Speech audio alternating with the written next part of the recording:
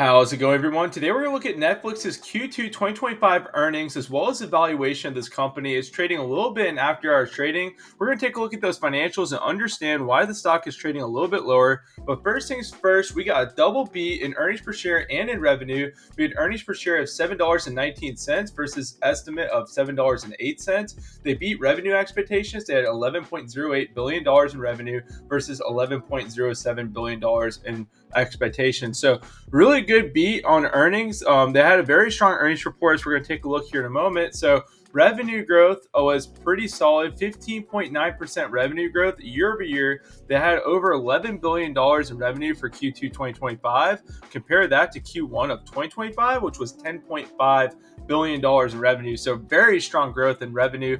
Q3, they're forecasting $11.5 billion in revenue. So very strong forecast as well. They're projecting 17.3% year over year growth in revenue. So very strong there. Net income also was pretty impressive. Net income grew from $2.89 billion in Q1 to $3.12 billion in Q2. And earnings per share also grew from $6.61 to $7.19. So very strong earnings growth. Netflix is, of course, a great company. Now, they did downgrade a little bit of their Q3 guidance. We're going to take a look at that to understand why this stock is trading a little bit lower here in after hours. So we're going to read through this statement and understand what you need to know about this stock in the short term. So Q2 results, our Q2 revenue increased by 16% year over year, 17% on a foreign exchange neutral basis. Year over year revenue growth was primarily a function of more members, higher subscription pricing, and increased ad revenue. All regions experienced healthy year over year revenue growth, with each region posting double-digit foreign exchange neutral increases. UCAN revenue growth accelerated year over year to 15% versus 9% in Q1 2025 due to the full quarter impact of price changes. Revenue was slightly above our guidance due primarily to favorable FX impact net of hedging. Of course, there's been a pretty significant drop in the US dollar recently, so there has been a lot of foreign exchange impacts in terms of earnings. So member growth was ahead of our forecast, although this occurred late in the quarter, limiting the impact on Q2 revenue. Operating income totaled $3.8 billion, up 45% year over year, and operating margin was 34% versus 27% in Q2 2024.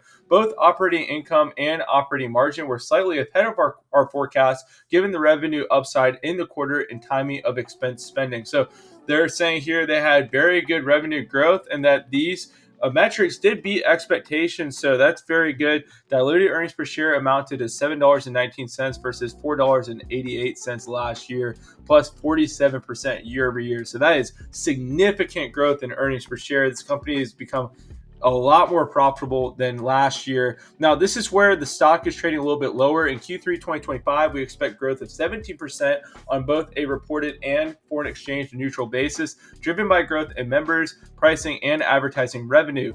We project operating margin of 31%, a 2 percentage point year-over-year improvement. Similar to past years, we expect our operating margin in the second half of 2025 will be lower than the first half due to higher content amortization and sales and marketing costs associated with our large second half slate. So that's why you're seeing the stock trading a little bit lower, is because they're expecting higher costs in the second half of this year. And they are giving the reason for that being marketing costs as well as amortization. But another key point is, why is the stock trading lower? Well, the valuation is very high at the moment. You're looking at a PE of 59 and a forward PE of 48.6. So one thing you have to understand about Netflix stock is that a lot of this great earnings forecast has been priced in to the price of the stock. So when you're looking at a stock at such a high PE multiple, you're going to expect any sort of bad news to really have an impact on the stock price, even if they had a double beat in earnings. So that's why you're seeing that reaction there.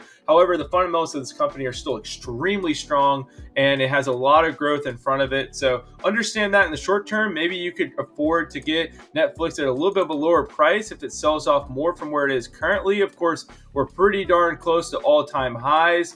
So tactically speaking, you may be able to get a discount here soon, but also understand that they have such strong forecasted earnings coming in the future that you're not going to get maybe a massive sell-off in Netflix stock unless the overall market does have some headwinds that come into play. But anyways, 1 year forecast, 52 analyst ratings, 65% buy, 33% hold, 2% sell. You're looking at a median price forecast of $13.20 and a high price forecast of $1,600. What I personally expect is this is very high multiple. There's not a huge amount of room here for this to change. However, they need to continue this strong growth going into next year, and I do expect that to happen. So, what I would expect: buy the stock, hold the stock, own it for a 5-year time frame. Hold the company. Don't trade this company. It's better to hold this thing and let this thing grow because this is very strong growth for such a large company. I don't really see that changing very much soon here. I mean, Netflix is just crushing it. So hope this helps you out. If you're a little bit confused, why is the stock selling off after double B? Those are a few reasons why. If you got value from the video, subscribe to my channel and y'all have a good one.